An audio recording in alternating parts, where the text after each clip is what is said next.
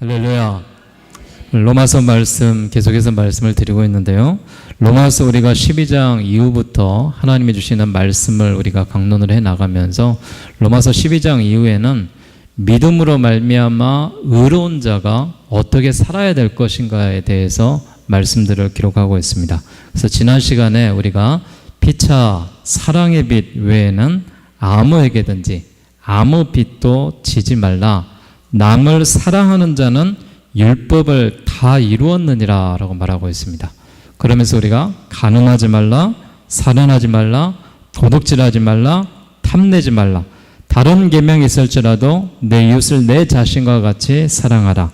이 모든 말씀 가운데 다 들었느니라 라고 말했어요. 그래서 우리가 이런 계명들을 지키는 방법이 있다고 그랬어요. 이 계명을 지키는 방법이 뭐라 그랬어요? 사랑하라라는 거였어요. 우리가 이웃을 사랑하면은요, 이웃의 가정을 범하지 않습니다. 우리가 이웃을 사랑하면은요, 살인하지 않습니다. 우리가 이웃을 사랑하면은 탐하지 않습니다. 그렇기 때문에 위로 하나님을 사랑하고 우리가 이웃을 사랑한다면은 우리가 이런 사랑의 빛으로 말미암아 많은 사람들에게 져가고 사랑하는 사람들이 있을 때 이런 범죄가 없을 것이다 라고 말씀을 드렸습니다. 자, 오늘 성경에 와서는 믿음이 연약한 자들이 있고 또 믿음이 충실한 자들이 있습니다. 자, 오늘 성경 말씀 같이 봉독하며 우리 말씀 한번 보도록 하겠습니다. 자, 14장 1절과 2절 말씀 한번 같이 보겠습니다. 시작. 믿음이 연약한 자를 너희가 받되 그의 의견을 비판하지 말라. 어떤 사람은 모든 것을 먹을 만한 믿음이 있고 믿음이 연약한 자는 채소만 먹느니라. 아멘. 지금 당시에 유태교에 이 율법주의자들과 또 복음주의자들의 싸움과 다툼들이 심하게 벌어집니다. 어떤 부분이냐? 오직 복음주의자들은 믿음으로 말미암아 구원을 받을 것이라는 사도 바울의 복음을 주장하고 있습니다. 그러나 율법주의자들은 율법을 지켜야 된다라는 것이죠. 할례를 받아야 된다라는 것이죠. 안식일을 지켜야 된다라는 것이죠. 그것이 하나님의 뜻대로 사는 것이다라고 말합니다. 그러나 사도 바울은 정면으로 반박하고 있는 것은 오직 구원은 예수 그리스도로 말미암아 믿는 자에게 주어지는 은혜다라고 말씀을 드려요. 그래서 믿음이 연약한 자를 너희가 받아라. 그의 의견을 비판하지 말아라라고 말하고 있습니다. 바울이 지금 무슨 문제를 가지고 이야기하냐면은 음식과 절기에 대한 문제를 가지고 언급을 하고 있습니다. 이런 이 공동체 가운데 믿음이 성숙한 자도 있고 믿음이 연약한 자도 있을 거예요. 그러나 믿음이 성숙한 자는 믿음이 연약한 자를 포용할 줄 알아야 됩니다. 기다려줄 줄 알아야 됩니다. 그래서 그들이 스스로 믿음이 성장하고 올라올 때까지 우리가 옆에서 도와주고 중보해주는 이런 모습이 필요하다라고 말씀을 드리는 것입니다.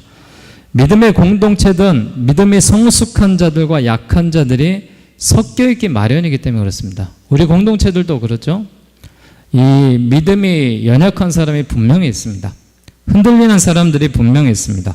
그러나 믿음으로 굳게 선 자들이 그들을 잡아주고 그들을 위해서 중보해주는 이런 아름다운 모습들이 필요한 것이다 라는 것입니다. 지금 사도 바울이 어떤 이야기를 하고 있냐면은 믿음이 성숙한 자는 복음이 주는 자유를 알기에 우상에게 바친 음식이나 유대 절기에 관해서 자유로운 자들이고 믿음이 약한 자는 율법적인 성향을 버리지 못했기 때문에 음식이나 절기에 여전히 매여 있는 자다라고 말하고 있습니다. 여러분 지금도 제사를 지내요, 안 지내요? 네, 지내는 집은 지내요. 또 이렇게 믿음을 가지고 기독교 집안도 제사를 지내요. 네. 근데 기독교인들은 제사를 지내는 것이 아니라 어떤 예식으로 하나님 앞에 이 추모회를 지내죠. 네. 추도 예배로 우리가 지킵니다. 그래서 믿지 않는 사람들이 어떻게 부모에 대해서 또 이렇게 기독교인들은 한마디로 이야기하면은 어찌 낳아주신 은혜를 잊어버리고 조상의 은혜를 잊어버리고 절을 하지 아니하고 제사를 지내지 않느냐라고 이야기하는데 그렇지 않습니다. 기독교는 제사보다 더 하나님 앞에 이 우리 조상들에 대해서 부모님들에 대해서 감사하는 추도의 예배를 드립니다. 여러분 어찌 제사와 예배를 비교할 수 있겠어요? 제사는 우리가 한마디로 이야기하면은 귀신들을 초청해서 귀신들이 조상의 귀신들이 오셔서 그 밥을 먹고 떠나가시고 우리 자손들이 잘 되기를 바라는 그런 마음으로 후손들이 잘 차려가지고 지내는 것이 제사죠. 그러나 예배는 주님의 이름을 초청하는 것입니다. 하나님을 초청하는 거예요. 하나님의 이름으로 우리를 낳아주시는 그 조부에 대해서 또 우리를 낳아주시는 부모님들에 대해서 또 이 땅에 살아가고 있는 우리 형제 자매들을 위해서 또 후손들을 위해서 우리가 하나님 앞에 예배로서 감사를 드리는 것입니다. 자, 우리가 근데 지혜로워야 되는데요. 자, 그렇다면은 우리가 믿는 자로서 믿지 않는 집에 며느리로 가 있는 사람도 있을 것이고 또 우리가 믿지 않는 집에 초대를 받아서 그날 우리가 제사를 우리가 참여할 수도 있을 거예요. 자, 이 제사의 음식은 먹어야 돼요? 먹지 말아야 돼요? 확실해요? 먹어야 돼요? 먹지 말아야 돼요? 네. 네. 귀신들이 먹고 가셨는데 어떻습니까? 네. 음식에는 이단이 없습니다. 네. 음식은 살아있는 사람이 차려놓은 거예요. 그래서 우리가 이게 제사 음식이라고 해서 우리가 거부할 필요는 없습니다. 그러나 본인들이 신앙적으로 거리낌이 있고 또 받아들이지 않는다면은 지혜롭게 행동을 하는 것이 좋겠죠. 그러나 우리가 믿지 않는 사람과 함께 살아가는 세상 아니겠어요? 그러니까 그들에게 기독교인이라면은 정말 이런 음식까지도 우리가 먹을 수 있고 나눌 수 있고 또 함께 할 수 있는 그런 모습이 필요하지 않겠습니까? 사도 바울이 이야기하는 게 지금 그 이야기예요. 성숙한 사람과 미성숙한 사람의 차이가 무엇이냐? 여기 3절 이렇게 됐잖아요. 먹는 자는 먹지 않는 자를 업신여기지 말아라. 먹지 않는 자는 먹는 자를 비판하지 말아라. 이는 하나님이 그를 받으셨음이니라. 남의 하인을 비판하는 너는 누구냐? 그가 서 있는 것이나 넘어지는 것이 자기 주인에게 있음에 그가 세움을 받으리니 이는 그를 세우시는 권능이 주께 있느니라. 아멘. 그렇기 때문에 우리가 이런 음식의 문제나 제사의 문제를 가지고 우리가 비판하거나 잘못된 그런 모습으로 우리가 본이 되지 않는 모습의 삶이 되어서는 안 됩니다. 특별히 우리가 공동체 가운데서도 이런 믿음이 연약한 사람이 있고 믿음이 충실한 사람이 분명히 있어요. 자, 믿음이 연약한 사람들을 우리가 잘 보살펴 주셔야 되는데 가리키려고 하시면 안 됩니다. 억지로 가리키려 하면은요 거부 반응이 이렇게 해요. 나는 누가 가르쳐 줬나요? 우리가 시간이 되면 될수록 하나님이 깨닫게 해주시는 거잖아요. 기다려 주시는 거예요. 스스로 이렇게 믿음이 올라올 수 있도록. 그래서 우리 공동체 안에서도 이런 의견들의 대립이 생길 수도 있고 교회 안에서도 이런 서로 간에 의견의 충돌이 생길 수도 있습니다. 그러나 이 성숙한 사람은 이런 충돌에 대해서 지혜롭게 넘어갈 수 있어요. 근데 우리가 지혜롭지 못한 사람은 이런 충돌이 생길 때 문제가 발생하는 것을 우리가 바라볼 수가 있는 것이죠. 우리가 생각을 바꾸시면 돼요. 어떻게 바꾸시면 되냐? 이 사람의 생각은 틀렸어 라고 말하면은 싸움이 됩니다. 이 사람의 생각은 우리와 맞지 않아 이렇게 되면은 싸움이 됩니다. 그러나 싸우지 않고 포용할 수 있는 방법이 있습니다. 이 사람은 우리의 생각과 달라 이렇게 이야기하시면 됩니다. 다른 생각을 할 수도 있죠. 여러분 정치적으로도 보게 되면은 여당이나 야당에 특히 전라도 사람들은 자유한국당 이해 못하죠. 이해 못할 일이 한두 가지도 아니죠. 그러나 엊그저께도 대구 쪽 갔다 오고 이렇게 경상도 쪽 갔다 왔는데 거기 사람들은 민주당 이해 못하죠. 똑같습니다. 내가 속해 있는 어디냐에 따라서. 근데 서로가 틀리다라고 맞섰을 때는 싸움이 생기는 거예요. 그러나 서로가 다른 의견을 가지고 그 의견들이 조율을 해가지고 또 그걸 가지고 우리가 토론을 해가면서 잘 맞춰져 간다면은 건강한 그런 나라와 또 건강한 또 교회의 모습이 되어질 수가 있다라는 것입니다. 그래서 우리가 성숙한 그리스도인의 모습으로 늘 살아갈 수 있는 우리의 모습이 되기를 주의 이름으로 부탁드리겠습니다. 자, 5절부터 말씀을 다시 한번 보도록 하겠습니다. 자, 5절부터 5절 6절입니다. 자, 시작. 어떤 사람은 이 날을 저날보다 낮게 여기고 어떤 사람은 모든 날을 같게 여기나니 각각 자기 마음으로 확정할지니라. 나를 중히 여기는 자도 주를 위하여 중히 여기고 먹는 자도 주를 위하여 먹으니 이는 하나님께 감사하며 먹지 않는 자도 주를 위하여 먹지 아니하며 하나님께 감사하느니라. 아멘. 유태교의 배경을 가진 성도가 안식일을 중요하게 여겨서 반드시 지켜야 한다라고 생각을 하고 있습니다. 그러나 믿음이 성숙한 자들은 모든 날들을 동일하게 여기는 것입니다. 자, 우리가 구약에 살았다라면은 우리가 하나님 앞에 나아갈 수 있는 방법은 단 한 가지밖에 없습니다. 무엇이냐?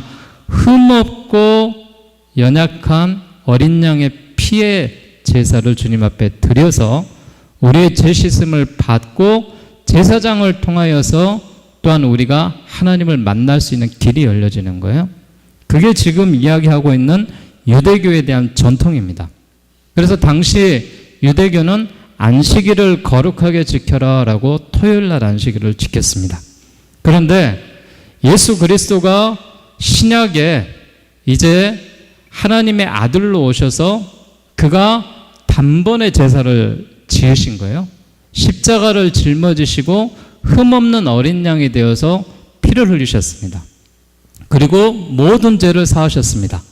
거기에는 중요한 사건이 있는데 그 예수 그리스도가 인류의 죄를 위해서 십자가를 지셨을 때 성소의 휘장이 찢깁니다.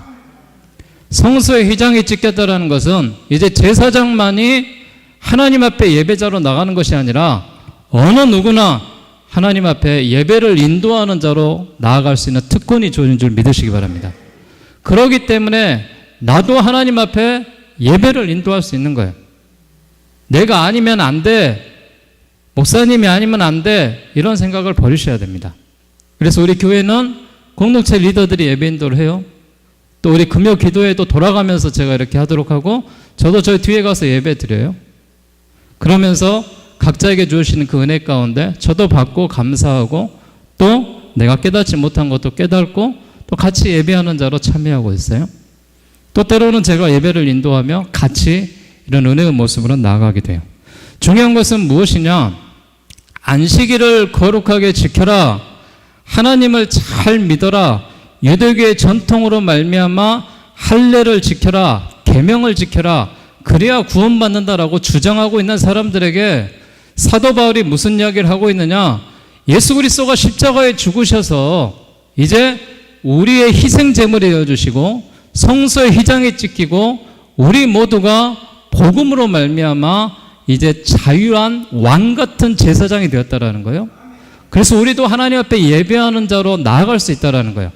그렇기 때문에 우리가 안식일을 지키고 할례를 받고 계명을 지켜서 구원받는 것이 아니라 우리가 복음으로 말미암아 예수 그리스도를 믿는 자가 구원을 받는 것이다. 지금 이 말씀을 가리키고 있는 거예요. 근데 지금 유대교에 있는 배경에 있는 사람들은 이 기준에 대해서 받아들일 수가 없는 거예요. 그래서 사도 바울이 뭐라고까지 설명을 하냐? 이렇게까지 설명을 해요. 만약에 모든 그리스도인들이 주일날 지키지 않는다 하더라도 죄송해요. 주일날 지키지 않는다 해도 구원의 문제와는 상관없습니다. 자, 우리가 주일을 성수하는 이유는 무엇이냐? 이미 구원받아서 택함받는 자가 그 은혜가 감사히 하나님 앞에 예배하는 것이 주일을 성수하는 거예요. 근데 내가 구원받는 자녀로서 그 특권을 누리지 못하고 구원받는 자녀로서 하나님 앞에 예배의 자리로 나가지 않는다라는 것은 내 양심에 거리낌이 있는 것이죠. 구원의 문제하고는 상관이 없는 거예요. 그래서 여러분, 주일 성수 안 해서 구원 못 받는다 이렇게 말씀하시면 안 돼요. 주일 성수 안 해도요 구원 받습니다. 그러면요 예수님 우편에 있는 그 강도는요 절대 구원 받을 수 없어요. 왜? 한 번도 교회 안 갔기 때문에. 한 번도 주일 안 지켰잖아요. 이렇게 말씀드려서 주일 성수를 안 하신 분들한테 면죄부를 드리려고 하는 건 아니에요. 그러나 우리가 그리스도인이라면은, 예수를 믿는 사람이라면은 주일 성수를 하고 예배드리고 수요축복기도에 나와서 우리가 하나님 앞에 기도한 것은 이미 하나님의 선택받은 백성이기 때문에 그렇습니다. 구원받은 백성이기 때문에 그렇습니다. 왕 같은 제사장으로 나갈 수 있는 예배자로 우리가 나아갈 수 있기 때문에 우리가 이런 모습을 통하여서 하나님 앞에 나아가는 거예요. 그래서 우리의 선택의 기준은 주님의 영광과 하나님을 향한 감사해야 된다는 것입니다. 그래서 여러분 매일 우리가 예배하는 삶을 사셔야 돼요. 어떻게 해요? 여러분 가정에서 예배 드리시면 되잖아요. 예배 누가 못하게 해요? 아니잖아요. 예배 드리시면 되잖아요. 어떻게 예배 드리냐고요? 하나님 앞에 찬송을 올려드리고 하나님 앞에 말씀을 바라보고 또한 주님의 이름으로 우리가 기도하고 또한 하나님의 그런 선한 생활을 해나갈 때 이것이 하나님이 우리에게 주시는 이런 놀라운 그리스도의 삶 아니겠습니까? 내가 무엇을 택하는가 보다도 더 중요한 것은 내가 그것을 왜 선택을 했느냐라는 그 이유예요. 성도가 무슨 일을 하든지 간에 주님을 위한 선택이 되셔야 됩니다. 그래서 우리 모두가 하루하루를 삶을 살아가면서도 주님을 위한 때때로의 선택과 순간들을 가지고 나아가셔야 됩니다. 이것이 양심에 거리끼는 일이다 하지 마셔야죠. 내가 이것이 그리스도인으로 하지 말아야 될 일이다 하지 마셔야죠. 이게 순간순간마다 우리에게 주어지는 선택이라는 그런 특권을 우리에게 주셨잖아요. 우리가 기억해야 될 것은 오늘 성경을 통하여서 사도 바울이 뭐라고 이야기하냐. 7절 8절 보세요. 우리 중에 누구든지 자기를 위해서 사는 자가 없고 자기를 위하여 죽는 자도 없도다. 우리가 살아도 주를 위해서 살고 죽어도 주를 위해서 죽나니 그러므로 사나 죽으나 우리가 누구의 것이다? 주의 것이로다. 할렐루야. 우리가 살아도 주의 것이에요. 죽어도 주의 것이에요. 그렇기 때문에 우리가 하나님 앞에 이 사람 왜 예배 안 나와? 이 사람 왜 기도 시간에 빠져? 이 사람 왜 그렇게 열심히 안 해? 이 사람 왜 이렇게 봉사하네? 지적질하지 마시고 아직 미성숙하니까 성숙하도록 또 그들이 잘 성장할 수 있도록 우리가 도와주는 것이죠. 그래서 우리가 미리 성숙된 자로 말미암아 우리가 살아도 주를 위해서 살고 죽어도 주를 위해서 죽나니 우리가 주의 것이기 때문에 그렇습니다. 이 사실에 믿음을 가지고 있는 사람은 흔들리지 않습니다. 우리가 어떤 일과 행동을 하더라도 하나님을 배반하지 않습니다. 우리의 영이 하나님을 만났기 때문에 그렇습니다. 하나님의 선택받은 자녀이기 때문에 그렇습니다. 그래서 우리가 기억해야 될 것은 우리가 늘 하나님 앞에 감사하는 그런 마음들을 가지셔야 되고 우리가 어떤 일을 선택하든지 주를 위한 선택이 되셔야 됩니다. 이런 선택을 하셨을 때 하나님이 우리를 기뻐 받으시는 겁니다. 성도는 성숙한 성도로 말미암아 무엇을 선택하는가 보다 우리가 왜 그것을 선택할 수밖에 없었는가. 진리였기 때문에 우리가 선택하는 것이고 우리가 진리와는 타협할 수가 없는 것이죠. 그 진리는 무엇이냐? 복음으로 말미암아 예수님을 믿는 자만이 구원받는다라는 것이죠. 누구든지 예수님을 받아들이는 자는 영생을 얻고 구원을 받는다라는 것이죠. 이 복음의 진리와는 우리가 타협할 수가 없는 것이죠. 예배 시간은요 좀 바뀌어도 돼요. 예배 순서는 좀 형식이 바뀌어도 돼요. 또 예배 가운데 우리가 진행되어 있는 것들은 조금은 우리가 다른 형식으로 해서 시대에 맞춰서 우리가 드릴 수 있는 거예요. 그러나 바뀌지 말아야 될 게 있어요. 그게 무엇이냐? 예배 대상이 바뀌면 안 돼요. 하나님이시잖아요. 지난주에도 제가 예배에 대한 이야기들을 우리 사역반에서 계속해서 공부하면서 그런 이야기를 했어요. 우리가 하나님 앞에 요한복음 4장 24절에 하나님은 영이시니 예배하는 자가 영과 진리로 예배하느니라 그랬어요. 자, 영으로 예배한다는 것은 뭐예요? 우리의 마음으로 드리는 거예요. 마음으로. 우리의 마음을 통하여서 하나님 앞에 드리는 게 영으로 드리는 예배예요. 자, 그러면은 진리로 드리는 거다. 진실하게 드리는 거다. 어떻게 우리가 진리와 진실하게 드릴 수 있어요? 하나님을 알아야 된다고 했어요. 하나님을 알아야, 진리가 무엇인지 알아야 그가 진실하게 예배할 수가 있는 거예요. 하나님이 누군지를 몰라요. 하나님이 창조주이신데, 하나님이 인간을 만드신 분인데, 세상을 주관하시는 분인데, 성경 가운데 기록에 있는데 내가 일부는 믿고 일부는 안 믿는 거예요. 내가 받아들일 수 있는 것만 사람이 믿고 있는 거예요. 우리가, 하나님은 그런 하나님이 아니에요. 초월하신 하나님이에요. 전지전능하신 하나님이에요. 무소부재의 하나님이셔요. 우리가 그 하나님을 믿는 거예요. 그 하나님의 자녀의 특권을 가지고 살아가는 거예요. 그래서 우리가 영과 진리로 예배한다라고 이야기하는 것은, 영은 우리 마음의 중심을 갖고 예배하는 것이고, 진실로 예배한다라는 것은 무엇이냐? 하나님을 알아야 되는 거예요. 자, 하나님을 아는 방법이 뭐겠어요? 말씀을 읽으셔야죠.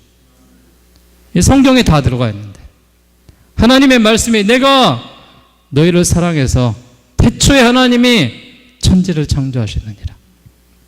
그리고 세상의 모든 온갖 것들을 주시면서 당신의 형상을 통하여서 사람을 만드셨잖아요. 나를 만드셨잖아요. 나를 만드신 이유가 뭐예요? 하나님의 영광이 되라고요. 내가 살아가는 건 하나님의 영광이 나타나는 거예요. 이게 하나님의 은혜예요.